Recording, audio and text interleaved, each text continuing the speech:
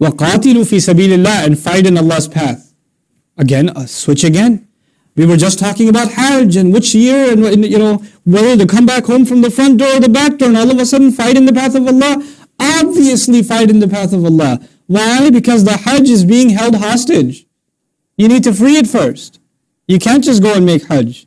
The Quraysh are holding the house of Allah, the house built by Ibrahim a.s. hostage with their filth. It needs to be cleansed. They're not going to just walk over and say, okay, well, you guys can break the idols and make your Hajj if you like. That's not going to happen. You're going to have to fight for it. وَقَاتِلُوا فِي سَبِيلِ اللَّهِ الَّذِينَ يُقَاتِلُونَكُمْ. Fight in the path of Allah, those who are already fighting you.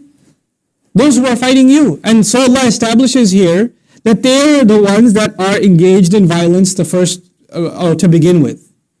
The Muslims didn't draw first blood, as they say, right? The Muslims didn't draw first blood. Muslims just made a call in Mecca.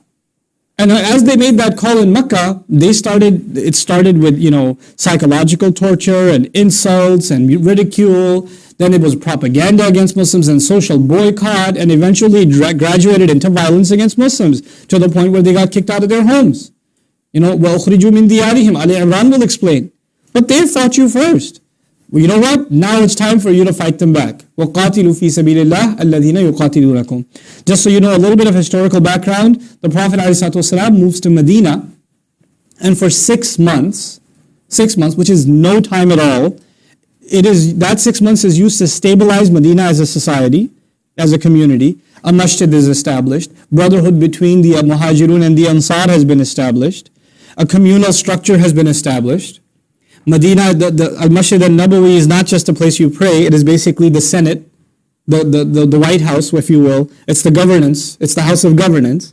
So that structure and that preparation has been made, and within those 6 months, the Prophet ﷺ starts sending scouts to Mecca to kind of scope out what they're up to. And they're supposed to not engage the enemy, they're just supposed to watch what they're doing.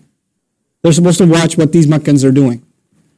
And of course, within those 6 months, some of those scouts, they went and they saw what's going on, and there were scouting activities, and one of them got discovered on the outskirts of Mecca. They were watching over from a hill, and maybe one of them took a little too long to duck his head down, and they got caught. And a fight broke out, and the Muslims basically killed whoever was there. When the fight broke out, the Muslims won.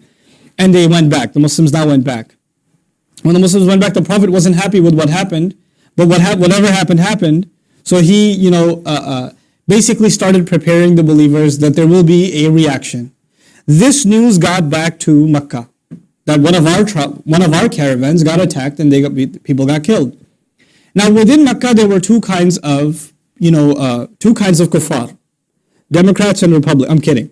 Okay, what they had two kinds of camps. They had two kinds of disbelievers.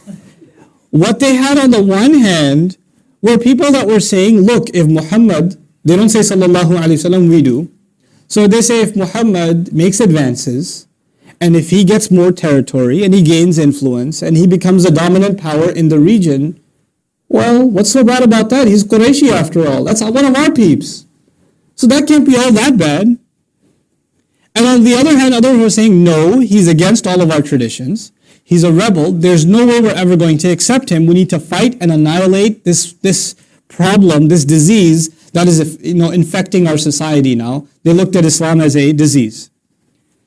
So Abu Jahl and the like were on the side of we need to get rid of Muslims. And there were some like Abu Sufyan and others who were like, no, you know what? Maybe we should watch this play out. Maybe this works out to our advantage.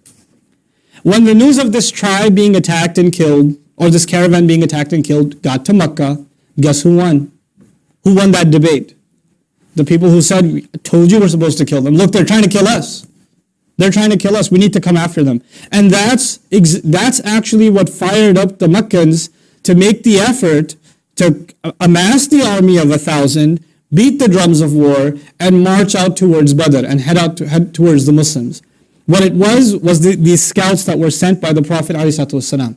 Okay, but putting history in perspective, the way we look at, just from an outsider, when you analyze it, not just know history, analyze history. At least at a shallow level, we can do that here. There are people who live in their homes, and because of what they believe, for no other reason, because of what they believe, attempted murder has happened. They've been kicked out of their homes. They've been tortured, they've been beaten, and if they stayed there, they would have been executed, so they made their escape to another city. And those same people are now retaliating against the very people who expelled and killed them. Is this justifiable war?